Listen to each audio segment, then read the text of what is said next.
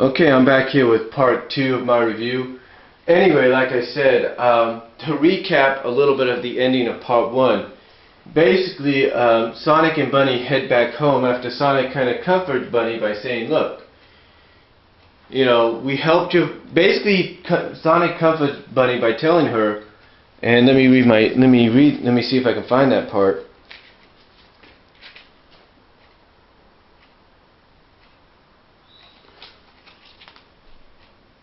Okay.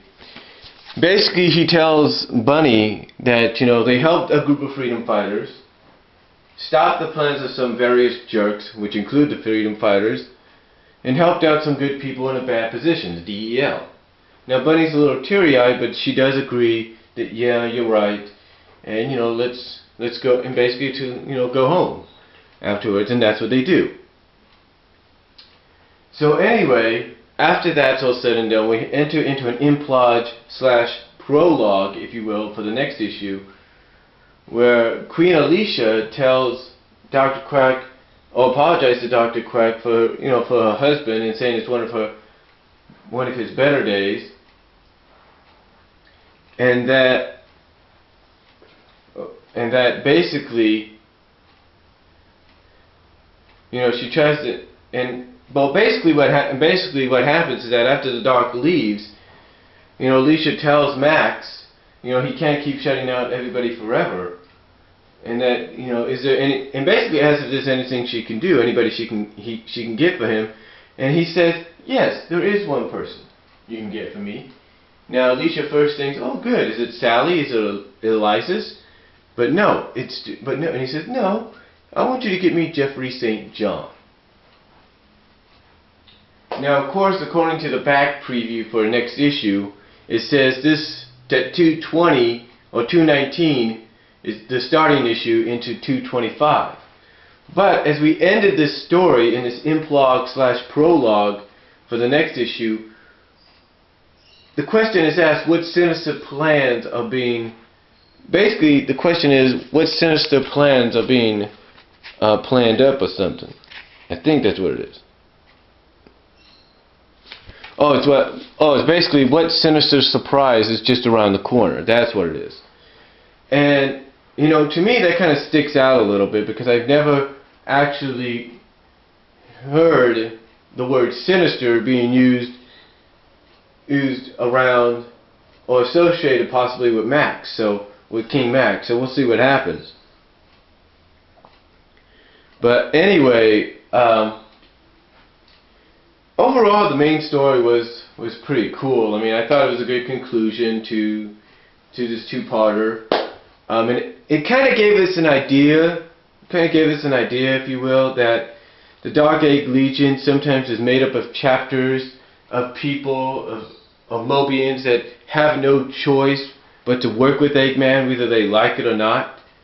So overall, it's a really good story, and it was a really good conclusion. It introduced us to Bunny's side of the family finally, so we have an idea that, again, like I said, there are sides to the Eggman Empire in the Dark Egg Legion that don't like working for the Empire or the Legion.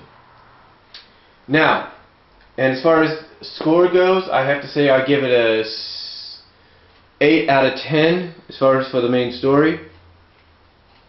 Now, as far as the side story, the backup story goes, basically Eggman calls Snively in for treason. Snively doesn't know what he's talking about, tries to play off that he doesn't know what he's talking about. And Eggman basically mentions the Iron Dominion, and Snively's like, well, the and Snively again tries to tell him, look, the Iron Dominion was decimated when we lost, before you got back into power. So the only way to get it back into power is to make it part of the Dark Egg Legion.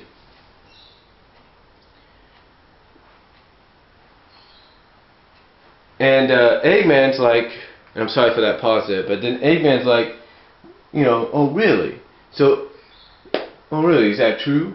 Or something like that. And Snively's like, yes, of course it's true. You know, so this is basically leaves us all behind us, right?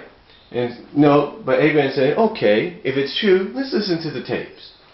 So they're listening to Snively's discussion with the Bride of Conquering Storm, and Snively basically tells himself, oh, of course, basically Snively kind of tells himself, oh, of course he would record everything. Do I not realize that? Basically, Snively forgot that with Eggman back in power, Eggman's not going to take another chance. So basically, Eggman's got everything wired, all the communications wired. Throughout, I guess, Megapolis. So, anyway, after everything has been confirmed about what Snively said, you know, about trying to establish a Dog Egg Legion there in the Iron Dominion, Snively's like, okay, see? No treason, no big deal. Let's just put it behind us. But as soon as he says put it behind them, that's when the part where he talks about the Iron Queen comes into play. And of course Eggman's not happy about this. And after the tape is played, Eggman has Snively swear off the relationship he has with the Iron Queen. And Snively reluctantly, in Eggman's eyes, does just that and is dismissed. But then Snively's walking off saying, yeah, it may be over, but not the way you think. And so as he's walking off, and he says this, you see in these little dark letters right next to him, the beginning. So, apparently it sounds like Ian's got something big planned for this, all coinciding with whatever's going to happen in 225. So, overall, side story was okay. I'll give it maybe a 6 out of 10. You know, but it does bring some intrigue as to what's going to happen in the next few issues leading up to 225, along with what 219 is going to bring us. So, overall, good. Overall, it's a good story. 14, basically a 15 out of 20 overall for the comic, for both stories combined.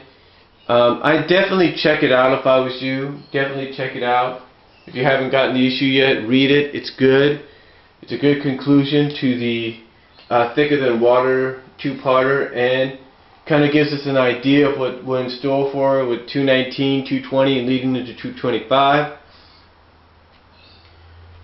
And the side story, like I say, is okay, and it kind of gives us an idea of what could be planned ahead and what could happen in the near future, possibly towards 225. So, again, definitely check it out.